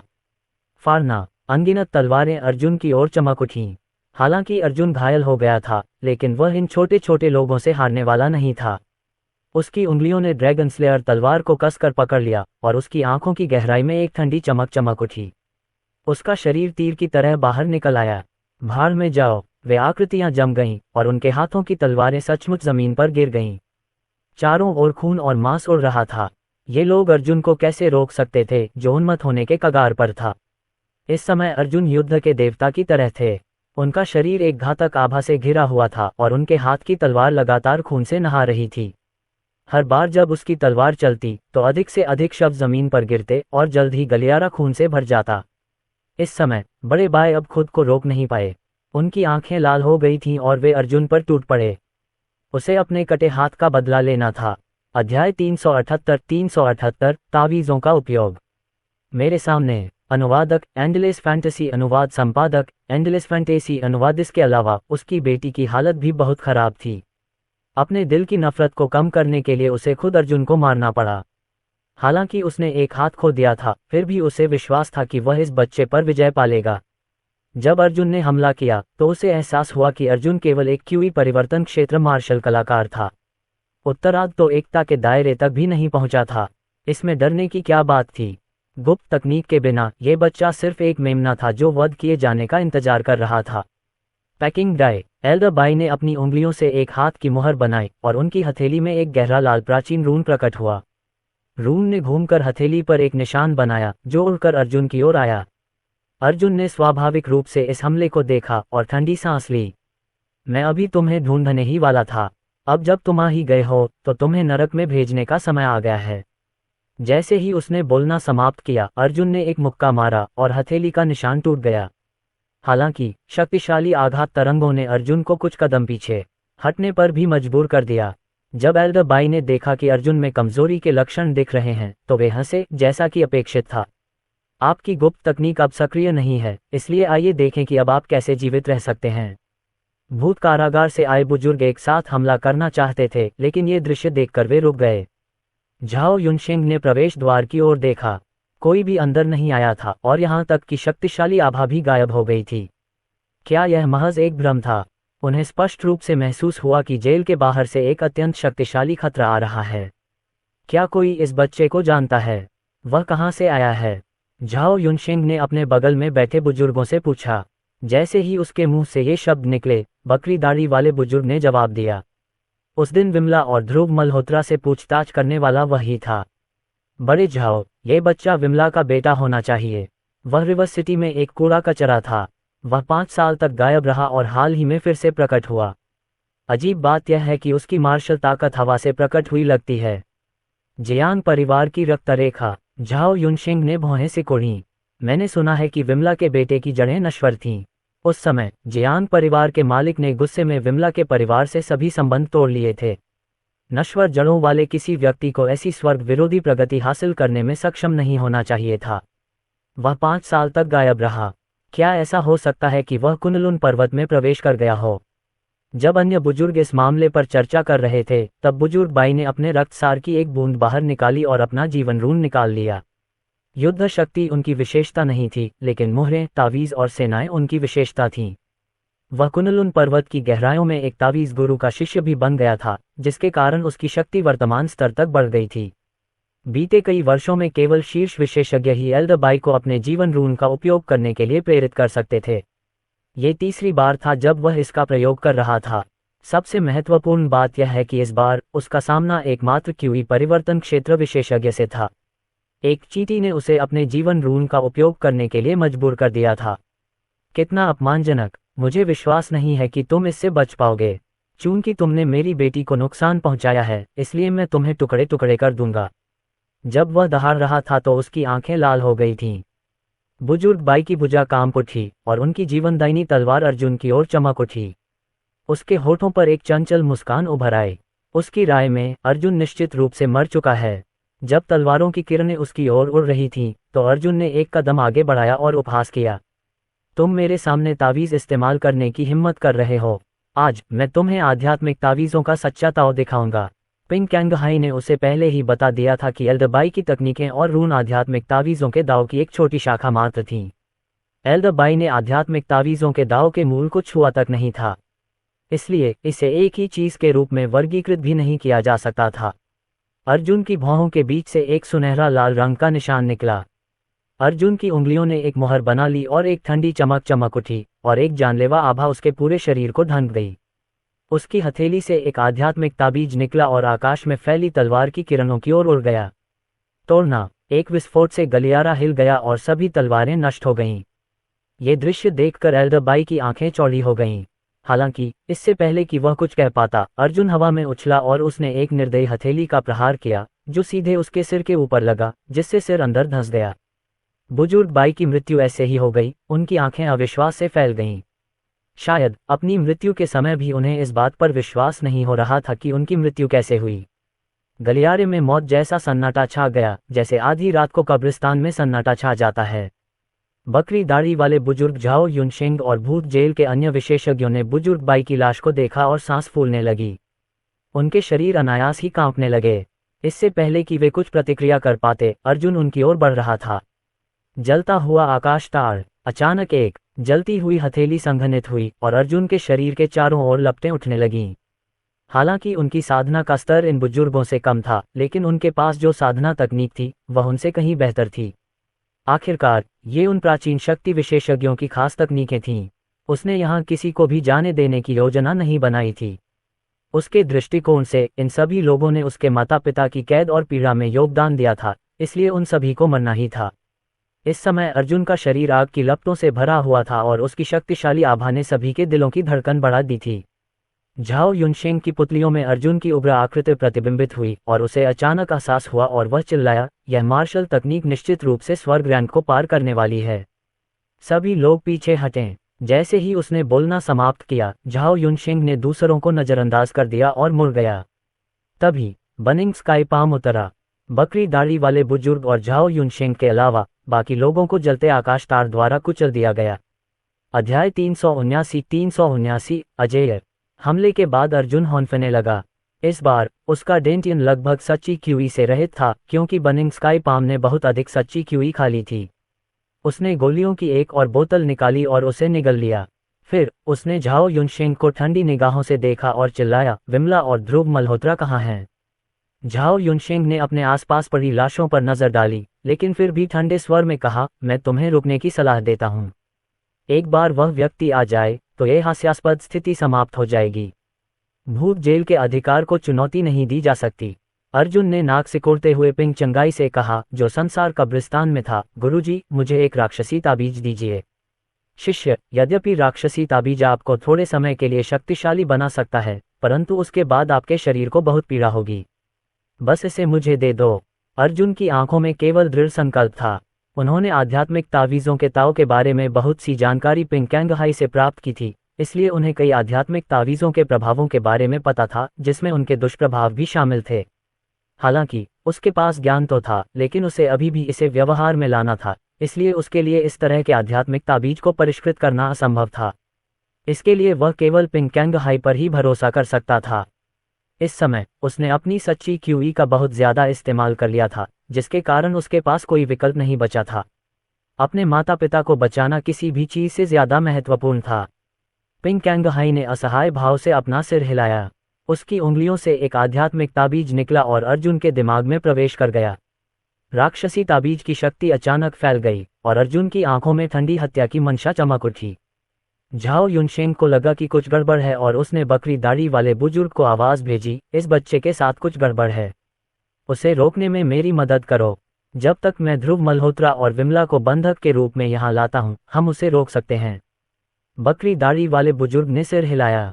उसने अपनी मुट्ठी भींची और उसके हाथ में एक भाला दिखाई दिया। फिर उसने भाला अर्जुन की ओर तान दिया। बच्चे, मैं तुम्हें बता दूं कि मैं ही वह व्यक्ति था जिसने तुम्हारे माता पिता से पूछताछ की थी। मैं गिनती ही भूल गया हूं कि मैंने उन्हें कितनी बार प्रताड़ित किया। दूसरी ओर झाओ युनशेंग तेज गति से यात्रा करते हुए जेल के अंदर गायब हो गया था। जब अर्जुन ने बकरी दाढ़ी वाले बुजुर्ग की बातें सुनी तो उनका क्रोध भड़क उठा। हवा के फटने की तीव्र ध्वनि गूंज उठी और अर्जुन का पूरा शरीर चमकती हुई छाया में बदल गया। रक्त ड्रैगन उसके शरीर से बाहर निकल आया। पादा, बकरी दाढ़ी वाले बुजुर्ग का भाला टूटकर टुकड़ों में बंट गया और भाले की छड़ से निकली शक्ति के कारण उसके हाथों से खून बहने लगा। ये कैसे संभव है? वह डरकर कुछ कदम पीछे हट गया। इससे पहले कि वह कुछ प्रतिक्रिया कर पाता, खूनी ड्रैगन उसके सामने प्रकट हो गया। ऐसा लग रहा था कि वह उसे निगल जाएगा। पूरे गलियारे में ड्रैगन की दहाड़ गूंज रही थी। खूनी ड्रैगन के ठीक पीछे अर्जुन था। इस घटना से बकरी दाढ़ी वाले बुजुर्ग को डर लग रहा था। ये बच्चा किस तरह का राक्षस था? इतनी ताकत वाला कोई व्यक्ति हुआक्सिया की ग्रैंड मास्टर रैंकिंग में शीर्ष 5 में स्थान पाने में सक्षम होना चाहिए। अपने आसन विनाश का सामना करते हुए बकरी दाढ़ी वाले बुजुर्ग ने शक्ति के साथ विस्फोट किया और रक्तसार की एक बूंद को बाहर निकाला और तुरंत उसे जला दिया। उसी समय उसका रक्तसार एक लंबी तलवार में परिवर्तित हो गया जो बाढ़ के ड्रैगन की तरह गलियारे से गुजरा।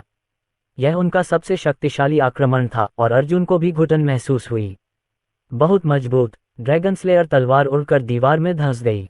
शिष्य, ये व्यक्ति अपना रक्त तत्व जला रहा है और आपके साथ मरने को तैयार है। ये सुनकर अर्जुन का दिल बैठ गया, लेकिन वह पीछे नहीं हटा। तो क्या हुआ अगर यह एक संकट था? तो क्या हुआ अगर उसे मौत का सामना करना पड़ा? तोड़ना। अर्जुन ने बकरी दाढ़ी वाले बुजुर्ग की ओर हमला किया। उसके शरीर में खून उबल रहा था क्योंकि वह तलवार का सामना कर रहा था जो फर्श के ड्रैगन की तरह उसकी ओर बढ़ रही थी।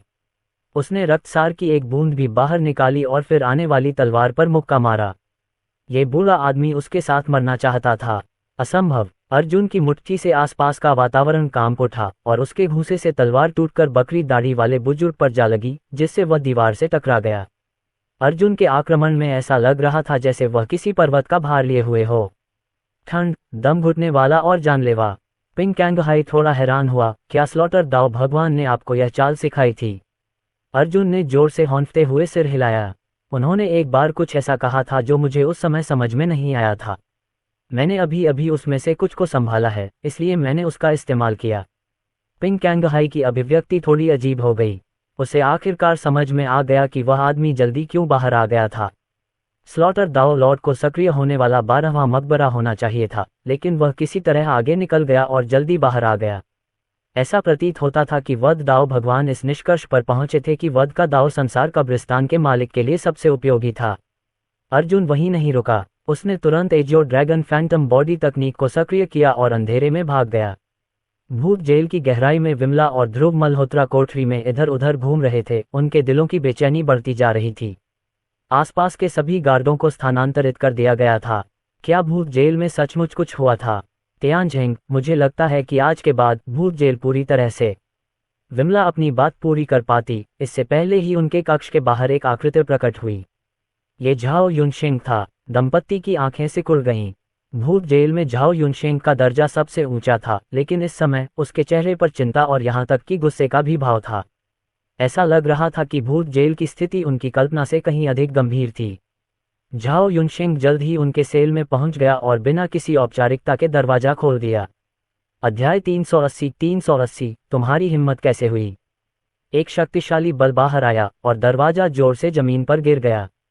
ध्रुव मल्होत्रा के चेहरे के भाव बदल गए और वह जल्दी से विमला के सामने खड़ा हो गया और ठंडे स्वर में बोला, वार्डन, आप।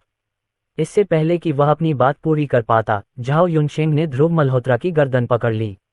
उसके दिल में जो गुस्सा था उसने उसे इस आदमी को मार डालने के लिए प्रेरित किया। हालांकि अगर वह ध्रुव मल्होत्रा और विमला को मार देता तो उसके पास अर्जुन को डराने के लिए कुछ नहीं होता। उसने ठंडी सांस ली और ध्रुव मल्होत्रा को दीवार पर फेंक दिया। ध्रुव मल्होत्रा कोई मार्शल आर्टिस्ट नहीं था, इसलिए इस घटना के कारण उसके मुंह से खून निकल आया और दर्द से उसका पूरा शरीर दहल गया। विमला के चेहरे पर भाव बदल गए और उसने जल्दी से ध्रुव मल्होत्रा को उठाया। झाओ युनशेंग को घूरते हुए उसकी आंखों में हत्या की नीयत भरी हुई थी। झाओ युनशेंग, तुम क्या करने की कोशिश कर रहे हो?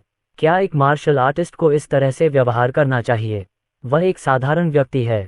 और मैं भी। हमने तुम्हें कैसे अपमानित किया? झाओ युनशेंग की गर्दन की नसें उभर आईं। कैसे? अभी भी तुम में ये पूछने की हिम्मत है? तुम्हारे प्यारे बेटे ने मेरे भूत जेल के दर्जनों लोगों को मार डाला और भूत जेल में घुस गया। झाओ युनशेंग की आंखें लाल थीं और उनका हाव भाव क्रूर था। जब ध्रुव मल्होत्रा और विमला ने ये सुना तो वे दंग रह गए। उनकी आंखें चौड़ी हो गईं और ऐसा लगा जैसे विशाल लहरें उनके दिलों पर टूट रही हों। झाओ युनशेंग के शब्दों के आधार पर लिटिल चेन मरा नहीं था। वह वास्तव में अभी भी जीवित था। इसके अलावा लिटिल चेन के पास भूत जेल में घुसने और उसके दर्जनों विशेषज्ञों को मारने की क्षमता थी। क्या यह अभी भी उनका बेटा था? विमला की आंखें लाल हो गईं और शरीर कांप उठा। ऐसा लग रहा था कि आखिरकार उसका अंतर्ज्ञान सही था। हालांकि वह नहीं जानती थी कि अर्जुन ने ये कैसे किया, लेकिन उसे लगा कि अतीत में उसने जो भी कष्ट सहे थे वह सब इसके लायक थे। सभी ने कहा कि उसने नश्वर जड़ों वाले एक कूड़े के टुकड़े को जन्म दिया है, जिसके कारण वह जियान परिवार में उपहास का पात्र बन गई। इसके अलावा उसे जियान परिवार से निकाल दिया गया और उसने अपनी पहचान और संपत्ति त्याग दी। यहाँ तक कि उसे घुटनों के बल बैठकर अपने पिता से अपने बच्चे को जीवित छोड़ देने की भीख मांगनी पड़ी। वह जियान परिवार की प्यारी बेटी से एक साधारण व्यक्ति बन गई थी। हालांकि वह इससे अप्रभावित रही और केवल यही कामना करती रही कि उसका बेटा स्वस्थ और संतुष्ट जीवन जिए। इस तथ्य के बावजूद कि हर कोई उसके बेटे से घृणा करता था, वह उस पर विश्वास करती थी और हमेशा सभी को ये कहकर जवाब देती थी कि अर्जुन किसी दिन उन सभी को गलत साबित कर देगा, और ऐसा लग रहा था कि उसने आज उसकी बातों को सच साबित कर दिया था। कम से कम उसके पास इस दुनिया में खड़े होने की ताकत थी। आखिरकार हर माता पिता की सबसे बड़ी इच्छा यही होती है कि उनके बच्चे सफल हों। उसी समय विमला को भी दुविधा महसूस हुई। वह जियान परिवार में पैदा हुई थी और इसलिए उसे साधना के बारे में बहुत कुछ पता था। इसलिए वह जानती थी कि अर्जुन कितना वंचित था। उसके पास न तो कोई संसाधन था, न ही कोई मार्शल आर्ट तकनीक और न ही कोई शक्तिशाली परिवार जो उसका समर्थन कर सके। इस मुकाम तक पहुंचने के लिए उसे इन वर्षों में बहुत कष्ट सहना पड़ा होगा। छोटा चेन। विमला इतनी उत्साहित थी कि उसके होंठ कांप रहे थे। ध्रुव मल्होत्रा को भी ऐसा ही महसूस हो रहा था। हालांकि उसका शरीर बहुत दर्द में था, लेकिन उसे यह जानकर बहुत गर्व महसूस हो रहा था कि उसका बेटा भूत जेल को हिला सकता है। नश्वर जड़ें। तो क्या हुआ? अर्जुन मल्होत्रा परिवार का गौरव था। जियांग परिवार के बारे में कौन परवाह करता था? झाओ युनशेंग ने उन दोनों की ओर देखा और ठंडी सांस लेते हुए कहा, आप बहुत खुश लग रहे हैं। मैं आपको बता दूं कि आपका 3 सदस्यीय परिवार आज से आगे नहीं बचेगा। एक शक्तिशाली विशेषज्ञ भूत जेल की ओर जा रहा है। एक बार जब वह यहाँ आ जाएगा तो आपके बेटे को आज जो कुछ उसने किया है उसके लिए उसे चूर्ण चूर्ण बना दिया जाएगा। विमला और ध्रुव मल्होत्रा चौंक गए और उनके चेहरे बदसूरत हो गए। वे तीनों पुनः एक होने वाले थे, इसलिए वे मृत्यु से अलग नहीं होना चाहते थे। झाओ युनशेंग ने उनके बदसूरत हाव भाव देखे और कुछ सोचा। उसने व्यंग्य करते हुए कहा, ओह, मैं एक बात भूल गया। उस छोटे बदमाश को धमकाने के लिए एक व्यक्ति ही काफी होगा। उस स्थिति में मैं पहले आप में से किसी एक को मार डालूंगा। अगले ही पल झाओ युनशेंग के शरीर में ऊर्जा भर गई और उसने विमला पर जोरदार प्रहार किया। इस ताड़ के पेड़ से लाल रोशनी चमक रही थी। अगर यह उस पर गिरती तो वह निश्चित रूप से मर जाती। विमला का चेहरा पीला पड़ गया था। उसने अभी तक अपने प्यारे बेटे को नहीं देखा था। वह मरना नहीं चाहती थी। ये देख ध्रुव मल्होत्रा ने झट से विमला को धक्का देकर दूर कर दिया और बिना किसी हिचकिचाहट के हमले के रास्ते में खड़ा हो गया। उसकी आंखें दृढ़ संकल्प से भरी थीं। प्रिय, मैंने तुमसे कहा था कि मैं हमेशा तुम्हारी रक्षा करूंगा। तियानझेंग। विमला का चेहरा भय से भर गया। जैसे ही झाओ युनशेंग की हथेली ध्रुव मल्होत्रा से टकराने वाली थी, एक चौंकाने वाली दहाड़ सुनाई दी। तुम्हारी हिम्मत कैसे हुई मेरे पिता को मारने की? उसकी आवाज से जेल में बिजली सी खलबली मच गई। अर्जुन यहाँ था। वह अपने जीवन में कभी इतनी तेजी से नहीं चला था। उसकी आंखें लाल, ठंडी और जानलेवा थीं, मानो कोई जानवर 3 दिनों से भूखा हो। उसने ड्रैगन स्लेयर तलवार निकालने में संकोच नहीं किया और हमला कर दिया, जिससे झाओ युनशेंग का अपने माता पिता के पास जाने का रास्ता अवरुद्ध हो गया और वह एक करीबी लड़ाई में फंस गया।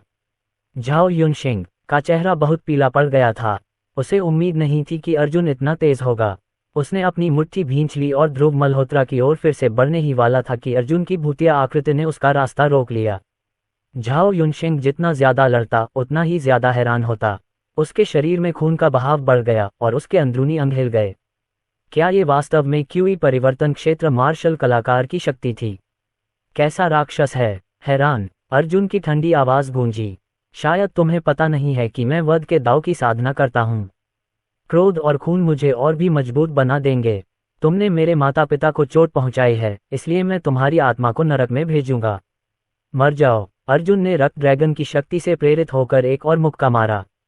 ये सीधा झाओ युनशिंग की छाती की ओर गया। धमाका। उन दोनों ने एक दूसरे के बीच कुछ दूरी बना ली, लेकिन झाओ युनशिंग पहले से ही भारी सांस ले रहा था। उसके मुंह के कोनों से खून बह रहा था और उसके कपड़े फटे हुए थे। वह बहुत दयनीय स्थिति में था। इससे पहले कि वह संभल पाता, अर्जुन उसकी ओर बढ़ा और उसने उस पर मुक्कों से प्रहार करना शुरू कर दिया, जिससे अर्जुन का आभामंडल और अधिक प्रबल होता गया।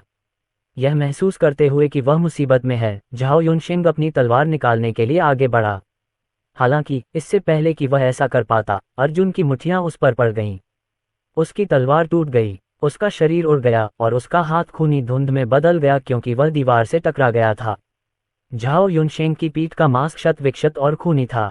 अध्याय 381 पुनर्मिलन और संकट। झाओ युनशिंग ने यह उम्मीद नहीं की थी कि अर्जुन की ताकत इतनी भयानक होगी। इस बच्चे ने यह तकनीक कहाँ से सीखी? जब उसने मुंह से खून थूका तो उसने खड़े होने की कोशिश की, लेकिन फिर से जमीन पर गिर पड़ा। उसकी आधी से अधिक हड्डियां टूट चुकी थीं, इसलिए वह केवल अर्जुन को देख सकता था जो धीरे धीरे उसकी ओर आ रहा था। ये युवक अचानक कहीं से प्रकट हो गया था। आज से पहले उसने हुआक्सिया की मार्शल आर्ट की दुनिया में इस युवक के बारे में कभी कुछ नहीं सुना था। ऐसा लग रहा था जैसे वह कभी अस्तित्व में ही नहीं था। हालांकि मामले की सच्चाई अब उसके सामने थी और वह अर्जुन को रोकने के लिए कुछ नहीं कर सकता था। केवल वही व्यक्ति ऐसा कर सकता था। दुर्भाग्यवश वह व्यक्ति अभी तक प्रकट नहीं हुआ था। क्या वह भी इस बच्चे के हाथों मर जाएगा? अर्जुन ने अपने शरीर को फैलाया और ढीला छोड़ा। उसे झाओ युनशिंग को मारने की कोई जल्दी नहीं थी। उसने अभी अभी अपने पिता के साथ जो कुछ करने की कोशिश की थी, उसके बाद एक त्वरित मौत बहुत दयालु होगी। अर्जुन ने पलट कर देखा, उसका शरीर कांप रहा था जब उसने अपने माता पिता को देखा, जो उससे कुछ ही मीटर की दूरी पर थे। 5 साल, पूरे 5 साल। वह इस दिन का बहुत लंबे समय से इंतजार कर रहा था। लिटिल चेन, ध्रुव मल्होत्रा और जियांग कियानरोंग ने उत्साह से कहा। उन्होंने कभी नहीं सोचा था कि वे अपने बेटे को कभी फिर से देख पाएंगे। आखिरकार उन्हें नहीं पता था कि वह जिंदा भी है या नहीं, या वे कभी इस जेल से बाहर निकल भी पाएंगे या नहीं। अचानक प्लॉप, अर्जुन घुटनों के बल बैठ गया। अर्जुन स्वर्ग के सामने नहीं झुकेगा, केवल उसके माता पिता। टकराना। अर्जुन का सिर जमीन से टकराया। मैं एक बेऔलाद बेटा हूँ। मैं देर से आया और तुम दोनों को भूत जेल में तकलीफ पहुंचाई। विमला और ध्रुव मल्होत्रा तुरंत आगे बढ़े और अर्जुन को खड़ा होने में मदद की। मूर्ख बच्चे, तुम क्यों घुटनों के बल बैठे हो? चाहे हम कितना भी कष्ट क्यों न सहें, जब तक हम तुम्हें जीवित और स्वस्थ देख पाते हैं तब तक कुछ भी मायने नहीं रखता। वे तीनों एक दूसरे से गले मिले और रोने लगे। अर्जुन कभी रोया ही नहीं, यहाँ तक कि जब वह पहली बार कुनलुन पर्वत पर पहुंचा और उसे हर तरह का दर्द और पीड़ा सहनी पड़ी, तब भी वह कभी नहीं रोया। उसने अपने दांत पीसकर धैर्य रखा। हालांकि इस समय वह सचमुच अपने आंसू नहीं रोक सका। पापा, माँ, मैं आपको अभी ले जाऊंगा। अर्जुन की आंखों में दृढ़ संकल्प था।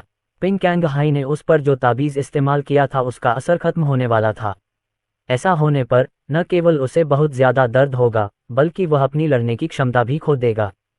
सुरक्षा के लिए अर्जुन ने एक प्राचीन ताबीज निकाला जिस पर कुछ शब्द खुदे हुए थे। ये वह चीज थी जो बूढ़े आदमी ने उसे कुनलुन पर्वत छोड़ते समय जीवन रक्षक तुरुप का पत्ता समझकर दी थी, और उसके पास केवल एक ही था। आध्यात्मिक तावीज़ों के ताओ के संपर्क में आने के बाद उसने पाया कि बूढ़े आदमी ने उसे जो तावीज़ दिया था उसमें वास्तव में बड़ी मात्रा में शक्ति थी, एक शीर्ष विशेषज्ञ के प्रहार को झेलने के लिए पर्याप्त। पापा, मम्मी, मेरे पास एक खजाना है जो कम से कम किसी विशेषज्ञ को रोक सकता है या उसे गंभीर रूप से घायल कर सकता है। ये खून की एक बूंद से भी सक्रिय हो सकता है, और अगर हम गंभीर खतरे का सामना करते हैं तो इसका इस्तेमाल आपकी जान बचाने के लिए किया जाना चाहिए।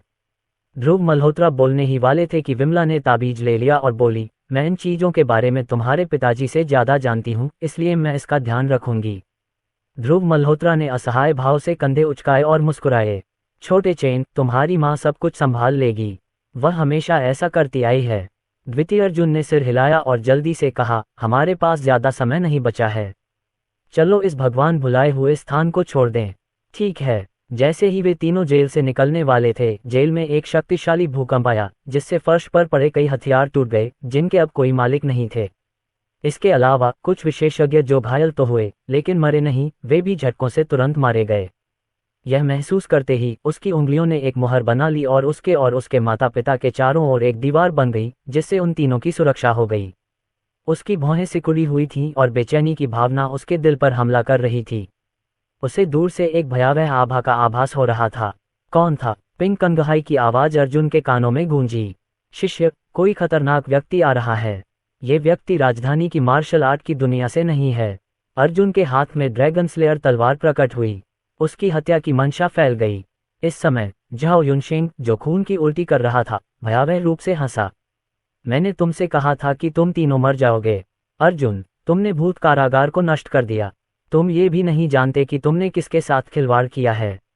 भले ही मैं भूत कारागार का वार्डन हूँ, लेकिन मैं वह नहीं हूँ जिसके पास इस जगह पर अंतिम अधिकार है। हुआक्सिया के मार्शल आर्ट जगत के सभी विशेषज्ञ उस व्यक्ति से डरते हैं। वह आपको उतनी ही आसानी से मार सकता है जितनी आसानी से आप चींटी पर पैर रखकर मार सकते हैं। क्या तुमने कभी नहीं सोचा कि भूत जेल में इतने सारे महान विशेषज्ञ क्यों कैद हैं? उनके पीछे की ताकतें बेहद भयानक अस्तित्व हैं। हालांकि वे ताकतें उस व्यक्ति को तुम्हारे जैसा अपमानित करने की हिम्मत नहीं करेंगी। आपने अपने जीवन में जो सबसे बड़ी गलती की वह भूत जेल में घुसना था। हा हा हा हा। झाओ युनशेंग की कान फाड़ देने वाली आवाज सुनकर अर्जुन ने ठंडी सांस ली। तुम बहुत ज्यादा बोलते हो। मर जाओ। उसने ड्रैगन स्लेयर तलवार घुमाई, लेकिन इससे पहले कि वह झाओ युनशेंग को छू पाती, एक प्राचीन आवाज गूंजी। चींटी, तुम्हें मेरे लोगों को छूने का कोई अधिकार नहीं है। द्वितीय जैसे ही उसने बोलना समाप्त किया, अर्जुन के हाथ में मौजूद ड्रैगन स्लेयर तलवार ने दिशा बदल दी। डिंग! शक्ति की एक लहर भड़की और ड्रैगन स्लेयर तलवार को दीवार से टकराने पर मजबूर कर दिया। इसके तुरंत बाद अंधेरे से कोई बाहर आया। बूढ़े आदमी का चेहरा जवान था और बाल सफेद थे और उसके हाथ में ड्रैगन जैसी आकृति वाली छड़ी थी। बूढ़े की आंखें बहुत छोटी थीं। दूर से देखने पर वे बंद लगती थीं। उसकी गर्दन पर लाल रंग के दरवाजे का टैटू था जिस पर किसी तरह की प्राचीन लिखावट थी, जो काफी रहस्यमयी लग रही थी। यह एक प्राचीन प्रतीक की तरह था। जब झाओ युनशेंग ने इस व्यक्ति को देखा तो वह बहुत खुश हुआ। सर, ये वही व्यक्ति था जिसने आपकी आध्यात्मिक कलाकृति को नष्ट कर दिया था। भूत जेल पहले से ही क्षतिग्रस्त अवस्था में थी और इस आदमी की बदौलत इसे बहाल करने के हमारे पिछले सभी प्रयास बेकार हो गए हैं। हमने जो आध्यात्मिक ऊर्जा जमा की थी वह सब खत्म हो गई है और हमारे लगभग सभी लोग उसके द्वारा मारे गए हैं। सर, आपको हमसे बदला लेना होगा। बूढ़े आदमी ने झाओ युनशेंग की ओर देखा। उसकी आंखें थोड़ी सिकुड़ गईं, फिर भी उसका भाव रहस्यमय बना रहा। फिर उन्होंने अर्जुन की ओर कृपालु दृष्टि से देखा। क्या तुम ही थे जिन्होंने मेरी आध्यात्मिक कलाकृति को नुकसान पहुंचाया? उसकी आवाज बहुत ठंडी थी। उसमें उदासीनता का भाव था। अर्जुन ने कुछ नहीं कहा। उसके शरीर के चारों ओर रक्तिम आभा फैल गई और उसके दानतियन में सच्ची क्यूई के बचे हुए निशान प्रसारित होने लगे। उसने पहले ही बहुत अधिक सच्ची क्यूई का सेवन कर लिया था, इसलिए उसके लिए इस रहस्यमय बूढ़े व्यक्ति से लड़ना लगभग असंभव था।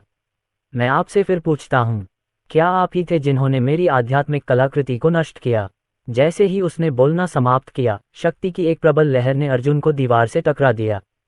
उसका चेहरा पीला पड़ गया था। स्टोरी पसंद आई तो लाइक और शेयर करना न भूलें। हमारे टेलीग्राम चैनल को ज्वाइन करने से आपको नई स्टोरीज और अपडेट्स मिलते रहेंगे।